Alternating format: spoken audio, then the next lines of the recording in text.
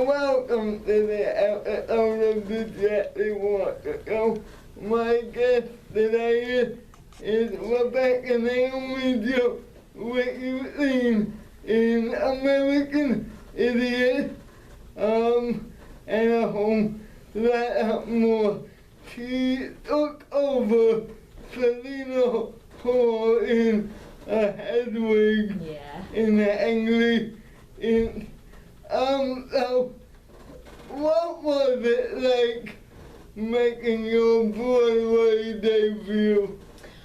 Oh gosh, making my Broadway debut was really exciting. I first got there with a show called Passing Strange, and it was a show that I had done downtown at the Public Theater and previously at Berkeley Rep in California. So it was a show that I had been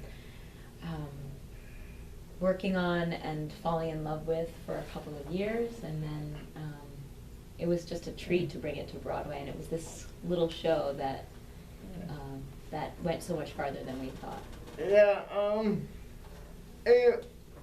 what high school roles did you play?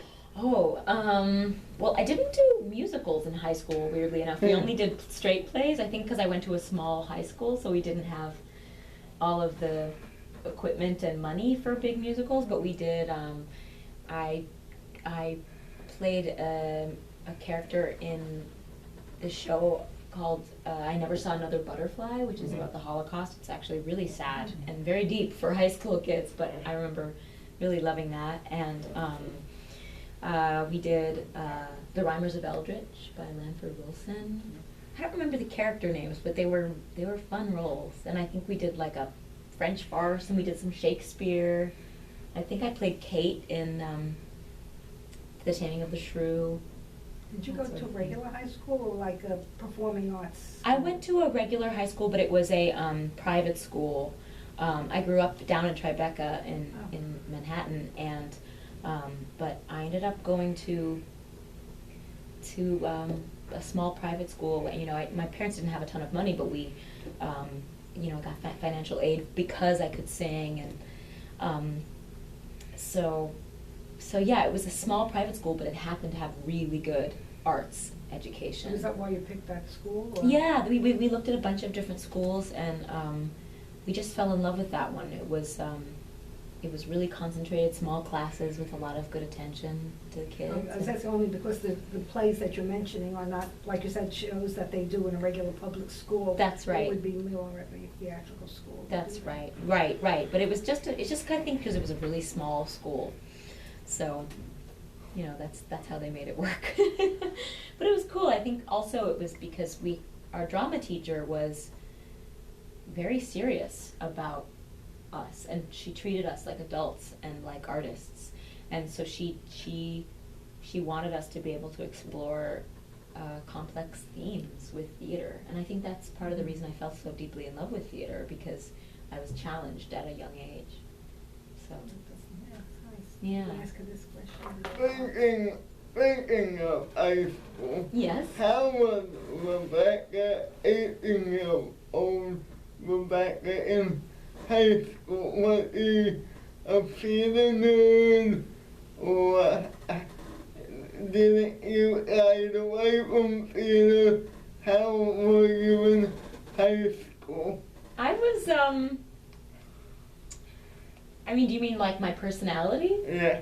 I was outgoing. Were you in the drama club? Absolutely. I was obsessed with theater, and I loved singing. I was in the choir and in all the plays, and I had a lot of really good friends. I wasn't a great student. I think I had a lot of insecurity. I think I felt like I was stupid, maybe, in high school. I think I went through this weird phase that, you know, I think artistic kids go to sometimes when they feel like what they have to offer is not exactly like the thing they're supposed to be so focused on, maybe, at the time. And so I had trouble focusing on math and science, and I just wanted to, you know. The boring stuff. Yeah, exactly. I mean, I did love languages. Of course it all makes sense now. I loved Spanish class, you know, and art history, but I had a little trouble in the other lessons, but I was really social. I had a lot of sweet friends who are still my friends, because, you know, if you grow up in the city, Yeah. you know. We have a mutual friend in common that you went to college with, Brandon Contreras. Yeah, oh, I didn't go to college with him, but I do know him, yeah. When I heard you were gonna be in a Hedwig, I said, Brandon, do you think that Rebecca would come on? And I don't know, ask Yes. Yeah. you. Yeah. Yeah. That's the question. Doing the jukebox. Doing a jukebox musical like American Idiot. Yeah. Is it easier or harder developing a character because you already know the music? Right. Like 21 Guns Right. was a very popular album. Yes. So was it easier than that they doing passing things?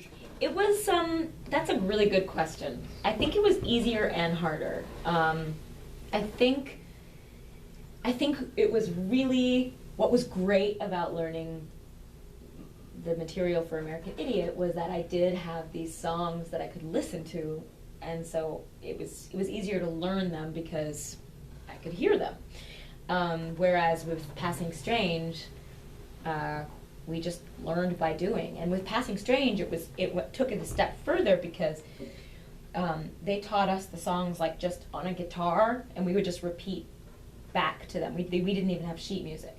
So it was like, Heidi would be like, okay, and then Rebecca, you sing, and she'd be strumming on the guitar, like another coffee while you make up your mind. And I would go, like another, you know, it was just repeat like that, which was really cool. I thought it was sort of like an old traditional way of learning music. You had a great cast. Yes, You we did. had Rebecca Cutler, who's now in the town play. Yes. Oh my gosh. Yes. She's amazing. Yeah. She's amazing. Ha- Interracial question. Yeah, you grew up in a mixed family. Yes. Your mother is Jewish, your father is black, Mm-hmm. and they have a interface relationship.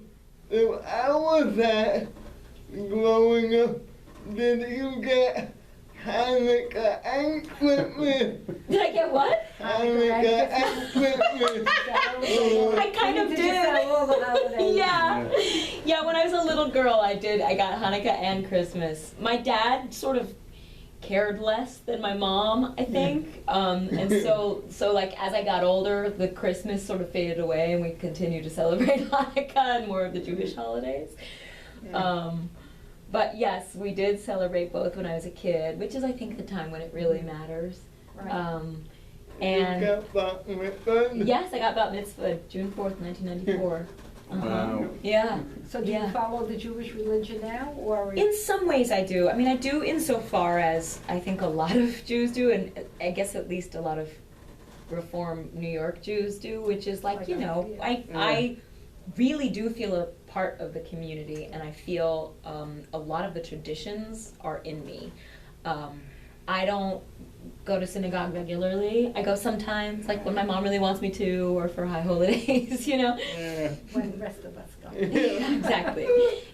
But I definitely feel connected to it. I feel connected to it for We sure. are the same way. Yeah, it's so funny. I think a lot of us are like that, but I think that's why, I don't know, Judaism is special that way, I think, because sometimes it actually is, I think the ritual of it and the community of it is a huge part of it. It's not just a religion, you know. I love about it. I can feel what the question a little, and I just add another question. Oh yeah. How is it taking over for a Tony win? You know, I thought it was going to be hard. I have never replaced before. I've been really lucky enough to originate roles, and I think I was a little afraid that it was going to feel not creative, and like I was just going to have to try and do everything she did, especially because she won a Tony for the role. And you know, there's a little bit of insecurity about that too, just because, you know, the kids talk on Twitter and all that stuff that can make you feel like a crazy person, and like what your work doesn't matter, and all that matters is talk. But I was so lucky because everybody at the theater, stage management, company management, director, all of the associate director and choreographer, and the band, and the music director, and everybody in that theater has been so excited for me to do my version. You came in a week between John Cameron Mitchell and Lena who leaving. That's right, I had 2 weeks with John, yeah. Yeah, that he had to do a week with your understudy. Right. How daunting was it knowing that you had to step in with the original Hedwig now? That was magical. It was magical to do the show with him. You wasn't like, oh my God, it's the original. Yeah. I remember like when we were behind the screen, the curtain thing during Origin of Love, having moments just like watching that artwork and looking over, and there's John Cameron Mitchell, and I just remember thinking, savor this moment, remember this moment. Yeah. How did your TikTok vary than Lena's TikTok? That's a good question. I mean, mostly I think just because it's me. I don't know. I mean, it does feel different, and people tell me it's very different. But I didn't on purpose create mine to be different from hers. I just did my version, you know? Yeah. So, I don't know. I think it's different because I probably walk differently, and I have a totally different kind of voice than she does. And different makeup. And different makeup, and different hair, and all that. So, Yeah. I think it's probably different in a lot of ways. Did you get the shadow her before you took the role? I didn't. I've met with her a couple of times and chatted about stuff, but I didn't shadow her. I had rehearsal, and sort of learned it on my own. How did they rehearse you? I rehearsed. Because number one, it only 2 people. Right. And number 2, it mostly 99% improv. Right. That was crazy. That was a crazy thing to learn. So I would be in rehearsal, and I had Paul McGill, who's the associate choreographer. He would stand in as Hedwig, but he was also there to teach me. And he would stand in as Hedwig, and basically Johanna, who's the associate director, would then be reading the lines while Paul was doing the movements, the Hedwig movements. And so Johanna would be speaking and Paul would be moving, and then Johanna would say, and then there might be a joke here about this, or maybe there won't be. So I sort of got used to like where improv stuff might be. Like what you never know what he will do. Exactly. At any given time. Exactly. Like what is so crazy. It's so crazy. And so that's what's like, I feel like I didn't really know what I was going to get until I was up there and was in the show for a week or two, and then was like, oh, okay, I get it. It moves. It breathes. Do you think that's the most exciting part about playing? this I role? do. It's that, I do. free- Yes, because it's like the role is, in a lot of ways, the role has to be so contained because Hedwig doesn't want Yitzhak to get any of the glory, and so you're very sort of stuck. But then there's so much variable to the thing that there's always, you always have to sort of be ready, which is I think really exciting. Getting back to John Cameron Mitchell Yes.